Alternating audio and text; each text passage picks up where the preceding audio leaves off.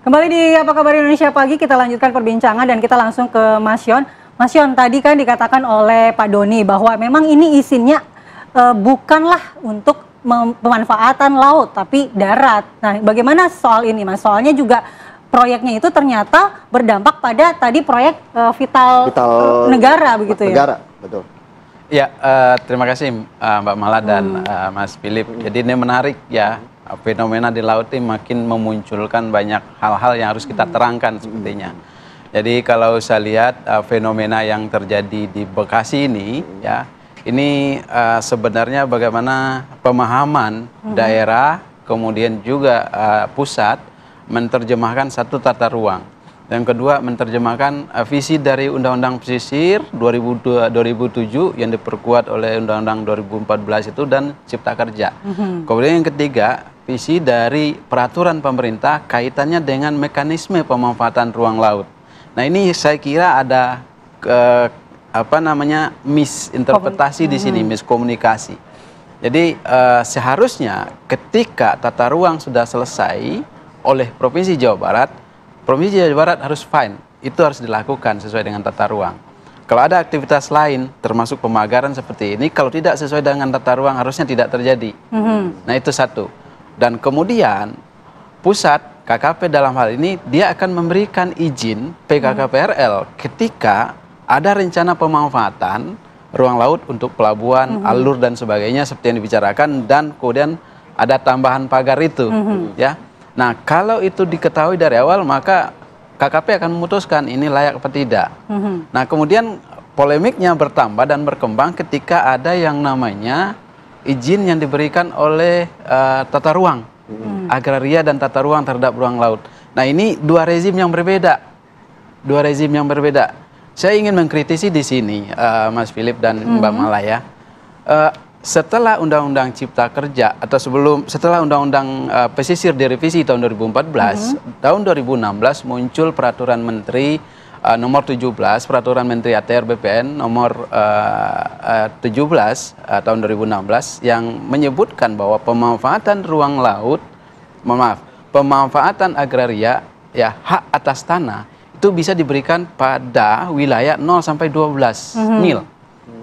0 sampai 12 mil itu air, Mas Philip. Ya, air. Jadi tanahnya di mana? Di bawah. Di bawah air. Nah, ini yang bisa memicu interpretasi yang berbeda. Sehingga kita berpikir bahwa dasar laut itu juga agraria yang bisa diberikan sertifikat. Nah, kalau saya berpikir, ini peraturan menteri ini nggak perlu ada nih. Sehingga tidak munculkan interpretasi di level daerah, di level dinas agraria dan tata ruang, sehingga kemudian tidak keluar sertifikat itu. Berarti pada dasarnya sertifikat ini adalah selama berada di air itu tidak boleh atau tidak boleh? Seharusnya tidak.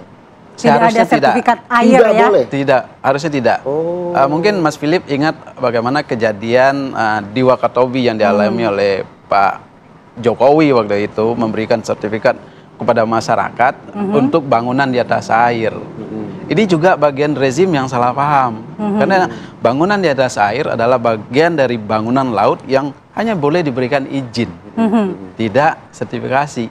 Nah, akhirnya kan Pak Menteri ganti menterinya sendiri tuh, udah tuh. Akhirnya Pak Hadi, mantan Panglima TNI, jadi Menteri Agraria dan Tata Ruang. Ini mekanisme yang kemudian membuat pemerintah sendiri terlihat tidak konsisten. Nah, gitu. kalau untuk proyek-proyek reklamasi semacam itu memang aturannya harusnya seperti apa, Mas? Kalau menggunakan laut yang direklamasi itu kan seperti apa? Iya, nah itu harus ada dulu di tata ruangnya, Bu Mala. Jadi setelah Mbak Mala nanti misalnya ingin mereklamasi, ada nggak di tata ruangnya? Kalau ada di tata ruang, berarti boleh mengajukan izin reklamasi. Nah, nanti setelah izin reklamasi dikeluarkan, maka ada izin lingkungan lagi. Setelah izin lingkungan, maka tadi kejadian terjadi perubahan air yang menyebabkan PLN terganggu kondisinya, gitu kan? Nah, ini kan izin lingkungan belum selesai sepertinya. Sehingga kemudian polemik ini berkembang. Harusnya analisis dampak, analisis risiko terhadap kegiatan yang ada di situ dilakukan. Biasanya miss-nya ada di mana tuh, Pak Yon, kalau kasus-kasus yang seperti ini? Miss-nya di pengawasan, ya. Harusnya di pengawasan. Kenapa saya bilang di pengawasan? Ketika ada aktivitas, ya, itu harusnya berlangsung di bawah pengawasan. Pengawasan provinsi ruang 12 mil, kemudian yang bekerja sama dengan pusat tentunya. Nah, artinya mungkin di sini pengawasan daerah Provinsi Jawa Barat tidak bekerja efektif nih dengan pusat menyampaikan bagaimana kemudian ini terjadi tanpa ada sepengetahuan dari pihak yang berwenang. Nah, ini berarti selain pengawasan, koordinasi juga dong Pak ya? Betul. Atau yang penting jalan dulu begitu, kalau kata Mas Yon. Jalan dulu, ya minta maaf nanti ya. Minta maaf nanti. Oke, kita akan memantau langsung di lokasi. Betul sekali, sudah ada tempat rekan di mana kami ya. pagar ini ditemukan kembali di perairan Bekasi. Sudah ada Yunike reporter Suwandi di sana. Selamat pagi Yunike, silakan dengan laporan Anda bagaimana kondisi terkini di wilayah pagar laut yang berdiri di Bekasi. Ya, selamat pagi Philip, Mala, dan juga pemirsa TV One. Kemarin baru saja pemerintah atau Kementerian Kelautan dan Perikanan KKP menyegel pagar laut yang ada di Bekasi. Letaknya memang tidak kelihatan karena berada di tengah laut, kira-kira dari tempat saya mengabarkan jaraknya 1 hingga 2 km dan memang terbentang sejauh 2 km panjang pagar laut tersebut. Nah, ini sebenarnya memang masih ada ketidaksinkronisasian antara KKP ataupun pusat dengan DKP ataupun dari Dinas Kelautan dan Perikanan. Dan ada juga yang mengatakan bahwa adanya pembangunan ini justru malah berdampak buruk karena menghalangi para nelayan yang ingin mencari ikan seperti itu. Nah, untuk mendengarkan langsung dampak dari adanya pagar laut tersebut, saya akan mengajak pemirsa TV One untuk berbicara langsung dengan salah satu nelayan yang ada di sini. Selamat pagi, Pak. Selamat pagi, Bu. Bapak izin kita boleh berdiri sebentar buat kita berbincang. Sebelumnya dengan Pak siapa? Pak Arsa. Pak Arsa, ini di tengah laut sana itu kan ada pagar laut begitu ya Pak ya. Pak, kalau boleh tahu berarti itu udah berapa lama Kak Pak ada pagar lautnya yang Bapak sadari? Kalau nggak salah itu sekitar 6 bulanan, Bu. Sekitar 6 bulanan. 6 bulanan berjalan. Dari awal pembangunan si pagar laut itu Pak Arsa udah menyadarikah itu akan akan ada pagar laut di sana atau gimana Pak? Waduh, saya nggak menyadari sama sekali tuh, Bu. Kalau banyak terjadi kayak seperti itu. Oke, berarti nanti Pak kalau Bapak menyadarinya pas udah di bulan keberapakah atau pas udah sepanjang apakah si pagar laut itu ada, Pak? Ya, saya menyadarinya semenjak itu udah mulai baru-baru itu baru tahu gitu loh. Oke, tadinya sih kapan tuh Pak Bapak sadarnya? Sebulan lalu? 2 bulan yang lalu. 2 bulan yang lalu. Iya. Oke, terus Pak pembangunan itu sendiri apa menghalangi Bapak dalam jalannya Bapak makin ke tengah laut makin sulit kah atau gimana Pak? Sangat-sangat mengganggu, Bu, itu, Bu. Mengganggu. Iya. Walaupun ini kan katanya juga Pak itu akan membangun dermaga yang justru akan bantuin bapak-bapak nelayan sekalian gitu. Berarti Bapak tidak merasakan dampak sana ya Pak? Betul, Bu. Oke, terus Pak mungkin kita kan di sini nggak bisa ngelihat nih sama pemirsa-pemirsa di rumah juga nggak bisa ngelihat. Kira-kira Bapak bisa gambarkan kah? Kira-kira yang ngalangin itu jalan si pagar lautnya, yang ngalangin jalannya kapal itu gimana Pak? Mungkin boleh diceritain Pak. Iya, kalau yang sangat mengganggu itu baroknya itu loh, Bu. Jadi perahu itu susah lewat. Tuh. Berarti mungkin Pak pendapatan ikan Bapak juga menurun ya Pak? Sangat-sangat menurun, Bu. Oke, sangat menurun. Oke, siap Pak. Terima kasih Pak. Nanti kita akan melanjutkan berbincang lagi. Selamat melanjutkan aktivitas Pak Arsa. Terima kasih. Nah pemirsa, saya juga akan mengajak Anda untuk kita berbincang dengan nelayan lainnya. Kita berbincang mungkin dengan dampak-dampaknya juga nih. Selamat pagi Bapak. Pagi. Dengan Pak siapa? Muhammad Ramli. Pak Ramli atau Pak Aco. Pak Aco ya. Pak Aco, mungkin boleh Pak diceritakan, tadi saya udah bertanya kepada Pak Arsa, mungkin gambaran dari pendapatan Bapak sebelum dan setelah adanya si pagar laut ini gimana Pak? Oh, kalau masalah pendapatan emang terdampak sekali ya kalau dengan ada pagar laut ini, karena satu akses jalan keluar itu kan yang tadinya kita keluar cuma jarak bensin 1 liter, sekarang kan kita keluar jauh, bisa memakan 2 liter atau 3 liter.